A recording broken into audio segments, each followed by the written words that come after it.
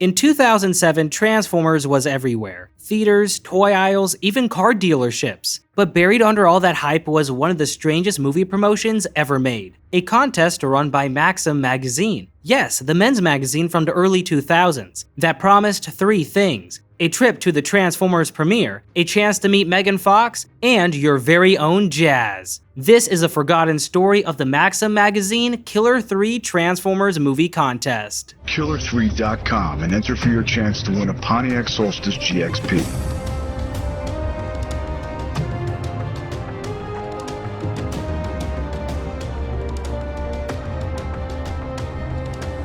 Alright, so you might be wondering how a men's magazine partnered with General Motors, Paramount Pictures, and Hasbro to give away a Pontiac Solstice GXP, the very car Jazz was based on. And well, it all came down to marketing synergy. Back then, Maxim wasn't just a men's magazine, it was a pop culture authority. It told young guys what was cool, the cars to drive, the stars to follow, and the tech to want. So naturally, Pontiac wanted in. You see, Pontiac was in the middle of a major image push, part of a larger social commerce strategy designed to make the brand feel younger, more tech-savvy, and more connected to pop culture. The Solstice GXP wasn't a mass-market car, it was a halo vehicle, aimed at what Pontiac called expressive enthusiasts. During this time, Transformers was still in production under Paramount and DreamWorks, with General Motors supplying the vehicle form for nearly every Autobot on screen. Jazz in particular stood out. Traditionally known for transforming into a Porsche, the filmmakers wanted to keep that same cool sports car energy, while honoring GM's new partnership. The Pontiac Solstice fit the bill perfectly. It was stylish, compact, and something new that GM was eager to promote. A version of the car had already been customized for the 2006 SEMA Auto Show, nicknamed the Weekend Club Racer, built by GM's performance division as a concept for amateur track racing. It featured a hard top, hood louvers, a rear spoiler, and distinctive ground effects, a package designed to make the Solstice capable of weekend competition with minimal upgrades. Those same visual cues carried over to Jazz's on-screen vehicle design, giving the Autobot his sleek, performance-driven edge. And that's really where Pontiac saw an opportunity. The Solstice wasn't just a car featured in Transformers, it was the centerpiece of Pontiac's larger Fusion Cross promotional strategy. For nearly 2 years, Pontiac had been collaborating with Maxim Magazine on lifestyle branding projects, sponsoring the Maxim Hot 100 parties, concerts at the Pontiac Garage in Times Square, and even experiments in virtual spaces like Second Life's Motorati Island. So when the Transformers tie-in came along, the pieces were already in place. General Motors had the product integration locked in, Maxim had the media platform and audience reach, and Paramount had a blockbuster on the horizon. The result was the Killer 3 campaign, a 3-part promotion highlighting the car, the star, and the Autobot that tied it all together. The Solstice GXP as the killer ride, Megan Fox as the killer talent, and Jazz as the killer of Decepticons. Now, the campaign itself was pure mid-2000s spectacle. In the June 2007 issue of Maxim, readers opened a 3-page gatefold ad featuring Megan Fox and Autobot Jazz side by side. The Pontiac Solstice GXP was front and center. At the top, the headline read, "Win a piece of the Killer 3 in one killer contest." Readers were directed to Killer3.com to enter for a chance to win their very own 260 horsepower Solstice GXP and receive VIP treatment at the Transformers Hollywood premiere with Megan Fox. But the promotion did not stop with print. The contest extended online through Killer3.com, which redirected to MaximOnline.com. The site opened with a cool intro that took you to the landing page, showing Megan Fox, Jazz, and the Pontiac Solstice GXP, under the same Killer Talent, Killer of Decepticons, and Killer Ride taglines. Visitors could register to win the car, and the homepage teased what was waiting inside. Exclusive behind-the-scenes photos from the set of Transformers, images of the beautiful Megan Fox, and downloadable wallpapers featuring Jazz and the Solstice. When the campaign first went live, Fox herself appeared in a short interactive video overlay on Maxim Online, inviting visitors to click on her for a chance to join her at the Transformers premiere and win the Solstice GXP. The effect, built by Maryland-based media company Rovion, using its in-person video overlay technology, was considered cutting-edge at the time, letting live-action footage spill outside of the frame of the website. Sadly, that footage, along with the rest of the Killer3.com experience, has since been lost to time.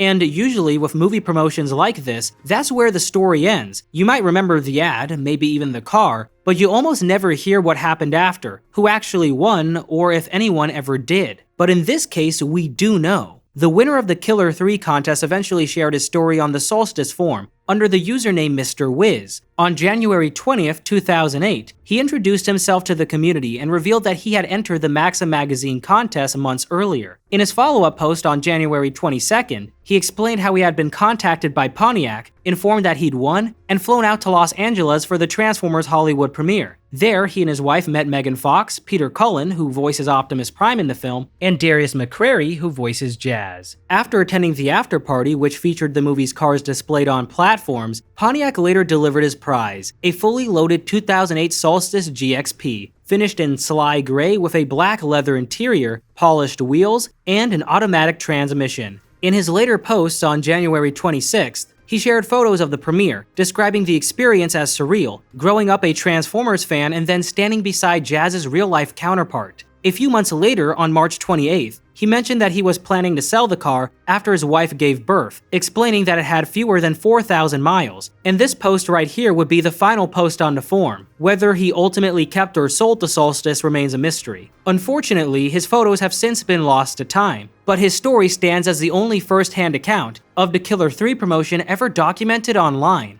Campaigns like Killer 3 don't really happen anymore. It came from a time when brands and studios weren't afraid to go big, to blend movies, cars, and celebrity culture into one loud, over-the-top spectacle. For Pontiac, it was one of the brand's final bursts of style before fading into history. For Transformers, it was just another piece of its massive 2007 marketing machine. And while almost every trace of the contest has faded, lost to expired web domains and forgotten videos, one story still remains. A single fan who lived it, met the cast, drove the car, and unknowingly became one of the final witnesses to a marketing era that disappeared with Pontiac itself.